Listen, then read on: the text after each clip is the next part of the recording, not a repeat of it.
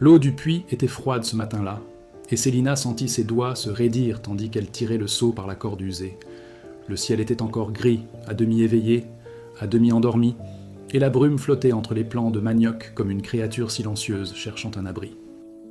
Elle porta le seau jusqu'à la cuisine, versa l'eau dans le filtre en argile et regarda le liquide descendre lentement, goutte à goutte, comme si le temps, à l'intérieur de la maison, avait appris à marcher sans hâte. Dans la pièce du fond, la fillette de 2 ans murmurait dans son sommeil, et le petit garçon de 8 mois s'agitait dans le berceau en bois que Célina avait fabriqué elle-même avec des planches récupérées de l'ancien enclos. Elle n'alluma pas la lumière. Elle savait se déplacer dans l'obscurité de cette maison comme on connaît chaque fissure du plancher, chaque irrégularité, chaque coin où le mur laisse tomber la poussière lorsque le vent souffle fort. Célina avait 24 ans, mais quiconque la voyait marcher sur le chemin de terre, ses 2 enfants dans les bras, aurait dit qu'elle en paraissait au moins 10 de plus. Ce n'étaient pas des rides, mais une sorte de lassitude qui ne disparaissait pas avec le sommeil, qui s'installait dans ses yeux et y restait. Elle vivait dans cette maison depuis la mort de son père, 3 ans plus tôt. Sa mère, déjà malade, était partie vivre chez une sœur en ville et n'était jamais revenue. La maison restait pour Célina comme on ne veut plus rien avoir à faire avec une telle chose. 2 murs d'adobe, un toit de chaume rafistolé avec des bâches, une cuisine au sol de terre battue où le poêle à bois noircissait tout de suite. C'est là qu'elle vivait, c'est là qu'elle faisait en sorte que tout paraisse possible, même quand rien ne l'était. Les enfants appartenaient à un homme nommé Renato, qui apparaissait dans sa vie comme certaines averses dans l'arrière-pays, puissantes, bruyantes, promettant l'abondance, puis disparaissait, laissant tout plus aride qu'avant. Renato travaillait dans une ferme à 3 lieues de là, montait bien à cheval, parlait avec élégance et avait ce genre de sourire qui fait croire à une femme que le monde peut être différent. Il venait le dimanche, apportait de la rapadura, une sorte de sucre non raffiné, racontait des histoires et restait jusqu'à la nuit tombée. Célina ne lui demandait rien, jamais. Mais lorsque son ventre s'arrondit pour la première fois, elle attendit qu'il dise quelque chose à propos de rester. Il ne le fit pas. Lorsque son ventre s'arrondit pour la 2e fois, elle n'attendait plus rien. Les visites de Renato se firent plus rares, comme on éteint la flamme d'une lampe, lentement, jusqu'à ce qu'il ne reste plus que l'odeur de fumée et l'obscurité. Un jour, il cessa tout simplement de venir. Célina apprit d'une voisine qu'il était parti pour un autre état avec une femme rencontrée lors d'une fête. La voisine raconta l'histoire d'un ton mêlé de pitié et de fatalisme. Célina écouta en silence, hocha la tête et rentra dans la maison où sa fille pleurait et où les haricots brûlaient sur le feu. Personne dans le voisinage ne disait du mal de Célina, mais personne n'en disait du bien non plus. Elle vivait dans ce silence réservé à ceux qui ne dérangent ni n'impressionnent, à ceux que la vie met de côté et que le monde accepte de voir disparaître. Les femmes du village la regardaient avec un mélange de compassion et de distance. Les hommes, eux, ne la regardaient pas. Maigre, elle portait toujours la même jupe délavée, ses cheveux étaient noués en un chignon serré qui ne se défaisait jamais, et elle marchait les épaules légèrement voûtées, comme pour s'excuser de prendre de la place. Mais il y avait en elle quelque chose que personne ne remarquait. Une fermeté tranquille, une force silencieuse, invisible, qui n'existe que par nécessité. Célina se levait avant l'aube, allaitait le garçon, changeait la fille, allumait le feu, allait chercher de l'eau, lavait le linge dans la baignoire fêlée, désherbait le jardin, recousait, cuisinait avec ce qu'elle avait, et parfois avec ce qu'elle n'avait pas. Il y avait des soirs où elle préparait une bouillie de maïs avec de l'eau et une pincée de sel, qu'elle donnait aux enfants en disant que c'était une soupe spéciale. Il y avait des soirs où elle ne mangeait pas, pour qu'il y ait des restes, mais jamais, à aucun moment, il ne laissait les enfants s'endormir le ventre vide. Sa solitude n'était pas de celle que la compagnie apaise. C'était une solitude profonde, enracinée en elle, qui grandit en elle et se mêle à tout, à sa voix douce, à son habitude de ne jamais demander d'aide, à sa propension à être excessivement reconnaissante pour le moindre geste. Célina était reconnaissante quand sa voisine lui apportait une poignée de riz. Elle était reconnaissante quand on lui proposait de la conduire en ville. Elle était reconnaissante comme si chaque gentillesse était une faveur immense, car au fond d'elle, une vieille voix lui disait qu'elle ne méritait rien, que tout ce qu'elle recevait était superflu, que sa présence était déjà une nuisance. Cette voix n'avait pas de nom, mais elle avait la forme de son père, qui ne l'avait jamais aimée, de sa mère, qui l'avait abandonnée, et de Renato, qui ne la choisissait que par intérêt. C'était un mardi d'août, sous un soleil de plomb et alors que l'herbe sèche crissait sous les pas, que le cheval apparut sur la route. Célina était dans la cour, en train d'étendre le linge, lorsqu'elle entendit le bruit des sabots frappant la terre dure. Elle leva les yeux et vit un homme monté sur un cheval bai, son chapeau de cuir incliné, ses vêtements poussiéreux, le corps légèrement voûté, comme s'il avait chevauché longtemps sans s'arrêter. Il s'arrêta devant la maison, regarda lentement autour de lui et demanda s'il y avait de l'eau. Sa voix était rauque, fatiguée, sans fioriture. Célina désigna le puits sans rien dire. L'homme descendit de cheval avec difficulté. Elle remarqua qu'il boitait de la jambe droite et alla chercher l'eau dans le seau qui se trouvait au bord du puits. Il but lentement, tenant à deux mains la chope en aluminium cabossé. Puis il regarda Célina, ôta son chapeau et dit simplement « Merci ». Il s'appelait Tiago. Il avait 31 ans, mais paraissait plus vieux, non pas à cause de son visage anguleux et net, mais à cause du poids qui se lisait dans ses yeux. Il venait du nord, que d'une région d'élevage, où il avait travaillé toute sa vie comme ouvrier agricole, jusqu'à ce qu'un accident avec le bétail lui laisse une jambe cassée qui avait mal guéri.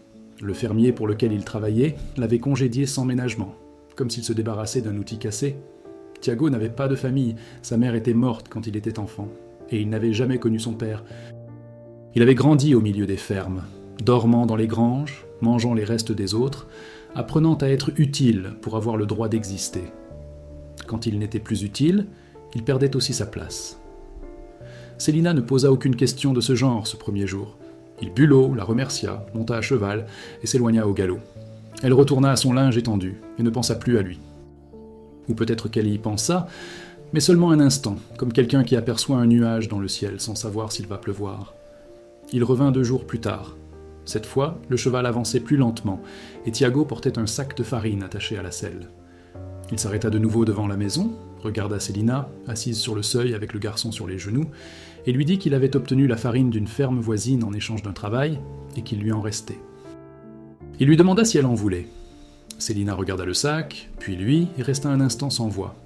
Elle n'avait pas l'habitude de recevoir quoi que ce soit d'inconnu, sans une obligation cachée. Mais quelque chose chez lui, peut-être sa façon de ne pas insister, sa manière d'attendre sans pression, son absence de sourire pour persuader, la convainquit d'accepter. Il laissa le sac sur le pas de la porte, monta à cheval et s'éloigna sans un mot de plus. La semaine suivante, il réapparut. Cette fois, il resta plus longtemps. Il attacha son cheval à la clôture et demanda si la porte du corral était cassée ou si elle l'avait toujours été. Célina répondit qu'elle était cassée depuis des mois. Tiago regarda la porte, puis Célina, et sans demander la permission, s'approcha, retira quelques planches qui se détachaient, répara la charnière avec un morceau de fil de fer, et en une demi-heure, la porte s'ouvrait et se fermait correctement. Célina observait de loin, la fillette attachée à sa hanche, sans comprendre pourquoi un homme qu'elle connaissait à peine réparait la clôture de sa maison. Lorsqu'il eut terminé, elle lui offrit un café. Il accepta. Ils s'assirent sur le seuil, chacun d'un côté, gardant la distance que l'on maintient entre 2 personnes qui ne savent pas encore ce qu'elles représentent l'une pour l'autre. Ils burent leur café en silence. La fillette regardait Tiago avec cette curiosité pure des enfants qui n'ont pas encore appris à se méfier. Il la regarda et lui fit un signe de la main lentement, presque timidement. La fillette enfouit son visage dans le cou de sa mère, puis jeta un nouveau coup d'œil. Tiago faillit sourire, presque. Les visites devinrent fréquentes, jamais planifiées, jamais prévenues à l'avance, jamais avec la moindre attente. Tiago arrivait, réparait quelque chose, la gouttière, le manche de la hache, le loquet de la fenêtre, puis s'asseyait prendre un café avec Célina. Parfois, il restait silencieux de longues minutes, à écouter le vent dans les arbres et le chant des oiseaux, regagnant leur nid en fin d'après-midi. Célina commença à comprendre que son silence n'était pas vide de sens, c'était le silence de quelqu'un qui a beaucoup de choses enfouies en lui et qui ne sait pas comment les exprimer. James ne posa jamais de questions sur le père des enfants. Il ne demanda jamais pourquoi elle vivait seule. Il ne posait jamais ce genre de questions qui, en réalité, dissimulent un jugement. Il était simplement là. Et pour Célina, sa présence était déjà plus précieuse que tout ce que quiconque lui avait offert depuis longtemps. Mais les voisins l'ont remarqué. Donna Mercia, qui habitait la maison la plus proche, à environ 500 mètres, a commencé à faire des remarques. D'abord à voix basse, à 1 ou 2 amies. Puis plus fort, sans se soucier que Célina l'entende.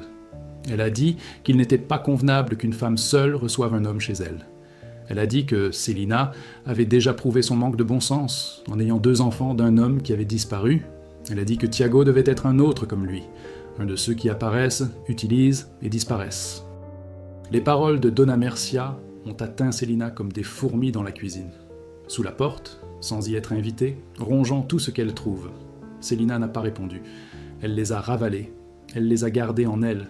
Elle a fait semblant que ça ne la blessait pas. Mais ça la blessait. Ça la blessait parce qu'au fond d'elle, elle avait aussi peur que ce soit vrai. Peur que Tiago ne soit qu'une autre version de Renato, avec un visage différent et un cheval différent, mais avec la même destination finale. Un soir, Tiago arriva plus tard que d'habitude. Célina avait déjà couché les enfants et était assise dans la cuisine à éplucher du manioc à la lueur d'une bougie. Il frappa doucement à la porte du bout des doigts, comme s'il craignait de la déranger. Quand Célina ouvrit, elle vit qu'il était trempé. Il n'avait plus sur la route, et qu'il portait un paquet de tissu dans les bras. Il entra, posa le paquet sur la table et l'ouvrit. C'étaient des chaussures, 2 petites paires, une pour chaque enfant. Elles n'étaient pas neuves, elles portaient des marques d'usure, les semelles étaient un peu usées, mais elles étaient propres et en bon état. Tiago dit qu'il les avait reçues d'une famille qui déménageait et donnait les affaires de leurs enfants devenus adultes. Célina regarda les chaussures, puis Tiago, et pour la première fois depuis qu'il était entré dans sa vie, elle sentit ses yeux brûler. Elle ne pleura pas, elle se retint. Mais elle resta là, immobile, les chaussures à la main, incapable de dire un mot. Tiago comprit. Il comprenait toujours ce qu'elle ne disait pas. Il restait appuyé contre le mur, attendant, sans se presser de combler le silence par des mots inutiles. C'est cette nuit-là que Célina réalisa qu'elle ressentait quelque chose qu'elle n'avait pas éprouvé depuis des années. Ce n'était pas de la passion, mais quelque chose de plus profond, de plus lent, de plus effrayant. C'était le début de la confiance. Et la confiance, pour quelqu'un qui a été abandonné, est la chose la plus dangereuse au monde. Les semaines passèrent, et Tiago commença à arriver plus tôt et à partir plus tard. Il se mit à apporter du bois de chauffage coupé, car Célina passait des heures dans les bois à ramasser des branches. Il entreprit de réparer la clôture du jardin pour que les animaux ne mangent pas les légumes.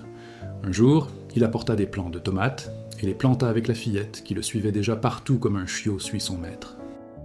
Le garçon, qui apprenait déjà à ramper, se traînait jusqu'à Tiago et tirait sur son pantalon de ses petites mains. Tiago le prenait dans ses bras, avec une étrange délicatesse pour un homme aux mains si grandes et calleuses. Il tenait le garçon comme s'il tenait quelque chose de précieux et de fragile, quelque chose qu'il n'avait jamais possédé et dont il connaissait donc la valeur. Célina observait tout de loin, partagée entre gratitude et crainte. Une partie d'elle voulait y croire. Une autre attendait le jour où il enfourcherait son cheval et disparaîtrait au bout de la route, comme tous les autres. Cette part d'elle était toujours sur ses gardes, toujours prête à souffrir, toujours armée contre l'espoir. Car pour Célina, l'espoir avait toujours été le premier pas avant la chute. Un après-midi, Donna Mercia se présenta à la porte. Célina était seule, Tiago était parti chercher du travail dans une ferme voisine. La femme entra sans y être invitée, jeta un coup d'œil autour d'elle avec ce regard qui trahit ses pensées avant même qu'elle ait vu quoi que ce soit et lâcha tout d'un trait. « Tu as dit que tout le village parlait. Il a dit que Célina n'avait aucune honte. Il a dit qu'elle se servait de cet homme pour obtenir ce qu'elle voulait et que lorsqu'il découvrirait qui elle était vraiment, il s'enfuirait. Il a dit qu'une femme incapable de garder un homme ne pourra jamais en garder un. » Célina écouta chaque mot comme si elle avait reçu une gifle sans pouvoir réagir. Quand Donna Mercia partit, Célina s'assit par terre dans la cuisine, le dos appuyé contre le mur, et resta là, les yeux grands ouverts, fixant le vide, sentant tous ces mots se mêler à tous les autres qu'elle avait jamais entendus. Ceux de son père, ceux de sa mère, ceux de Renato. Le silence. Et à ce moment-là, pour la première fois depuis longtemps, Célina songea à abandonner. Non pas à abandonner la vie, jamais cela, car ses enfants avaient besoin d'elle, mais à croire qu'il pouvait se produire quelque chose de bien sans exiger un prix trop élevé. Quand Tiago revint ce soir-là, il trouva Célina différente. Elle était plus silencieuse, plus distante, évitant son regard. Tiago le remarqua. Il avait toujours compris, mais cette fois, il ne resta pas silencieux. Il s'assit devant elle, sur le seuil, les mains posées sur les genoux, et dit quelque chose que Célina n'oublierait jamais. Il dit qu'il savait ce que les gens disaient. Il dit qu'il entendait les mêmes remarques quand il allait au village acheter du pétrole ou du sel. Il raconta qu'un homme, au magasin, lui avait demandé s'il n'avait rien de mieux à faire que de courir après une femme et ses 2 enfants d'un autre homme. Et il dit qu'il avait répondu non, qu'il n'avait rien de mieux. Que cet endroit, cette maison, cette femme, ces enfants, c'était la plus belle chose qu'il ait jamais trouvée. Et si le monde pensait que ce n'était pas suffisant, c'était son problème. Célina le regarda. Elle le regarda vraiment, de cette façon qu'on ne fait que lorsqu'on décide de baisser sa garde. Et elle vit en lui ce qu'il voyait en elle, quelqu'un qui avait passé sa vie à être traité comme un objet jetable, et qui pourtant n'avait pas perdu sa capacité d'empathie. Quelqu'un qui savait ce que c'était que de dormir à même le sol, de manger des restes, d'être mis au rebut, d'être invisible. Quelqu'un qui portait des blessures au corps et à l'âme, mais qui, malgré tout, tendait la main. Cette nuit-là, Célina pleura. Non pas de tristesse, mais de soulagement. Elle pleurait comme la pluie après une longue sécheresse, à chaudes larmes, sans retenue, sans retenue. Et Thiago resta là, assis près d'elle, sans la toucher, sans dire un mot, simplement présent. Car il savait que, parfois, la chose la plus importante qu'on puisse faire pour quelqu'un, c'est tout simplement de ne pas partir. Les mois passèrent, et Thiago cessa de partir à la tombée de la nuit. D'abord, il dormait dans la grange, dans un coin qu'il avait aménagé avec un hamac et une couverture. Puis, quand le froid s'intensifia, Célina ouvrit la porte sans dire un mot, et il comprit. Il n'y eut ni déclaration, ni demande en mariage, ni cérémonie. Leur amour n'avait pas besoin de grands mots, car il était fait de petites choses. Le café partagé, le bois coupé, le petit garçon sur ses genoux, la petite fille qui avait appris à l'appeler par son prénom, le jardin qui s'épanouissait, le toit qui ne fuyait plus, les nuits passées assis ensemble sur le seuil à contempler les étoiles sans avoir besoin d'expliquer leurs sentiments. Thiago n'a jamais dit « je t'aime » à Célina. Pourtant, il réparait chaque recoin de cette maison comme s'il réparait chaque recoin d'elle-même. Et Célina n'a jamais dit « je t'aime » à Thiago. Mais elle lui réservait le premier café du matin, la meilleure tranche de pain, la place la plus chaude près du feu. Et pour des êtres qui avaient appris à communiquer par gestes parce que les mots étaient toujours utilisés contre eux, c'était plus que suffisant. Un matin de décembre, Célina se réveilla et vit Thiago assis au bord du lit, le petit garçon sur ses genoux, chantant une douce chanson qu'elle ne reconnaissait pas. La fillette était allongée à côté de lui, la tête posée sur son bras, endormie. La lumière du soleil filtrait à travers la fenêtre, les baignant tous les quatre d'une manière qui leur donnait l'apparence d'un tableau. Imparfait, irrégulier, aux contours usés, mais authentiques.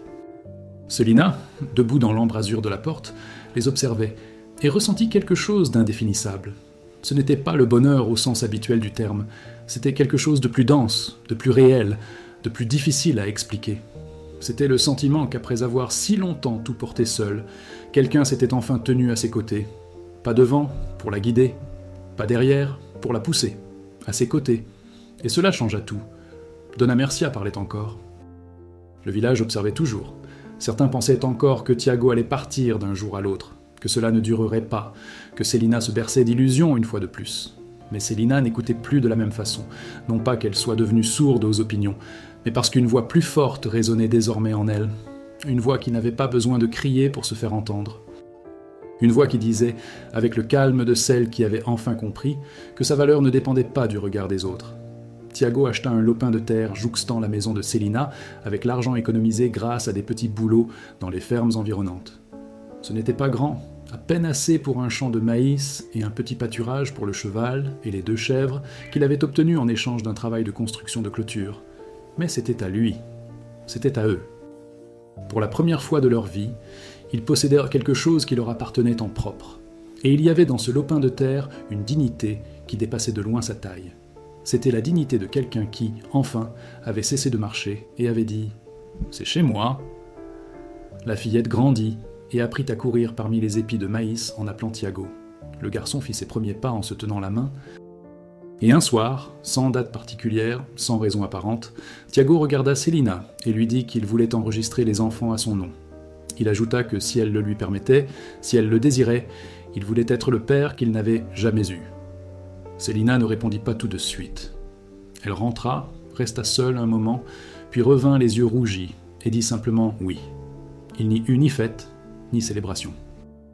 Juste un matin, tous les 4 se rendirent ensemble à la mairie, à l'arrière d'un camion qui passait. Thiago portait sa chemise la moins usée. Célina avait attaché ses cheveux avec un ruban trouvé au fond d'un tiroir. La jeune fille tenait un bouquet de fleurs sauvages qu'elle avait cueillies elle-même. Le garçon dormait sur les genoux de sa mère. Et lorsqu'ils quittèrent la mairie, les papiers en main, Thiago tint la main de Célina pour la première fois. Là, au milieu du trottoir, sous le soleil de midi, parmi les passants indifférents. Un geste anodin.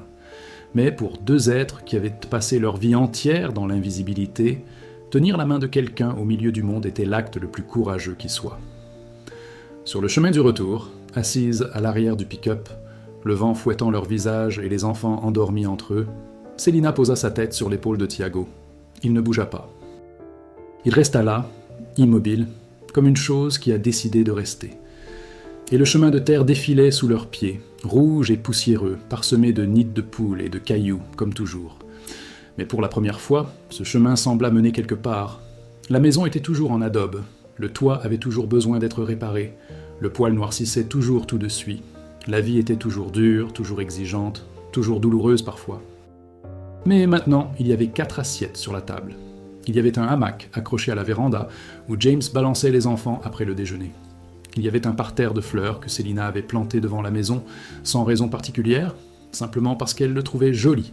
On entendait des rires d'enfants dans la cour. Le silence régnait la nuit, mais pas ce silence d'avant, vide, pesant, empli d'absence. C'était un silence nouveau, un silence qui avait de la compagnie.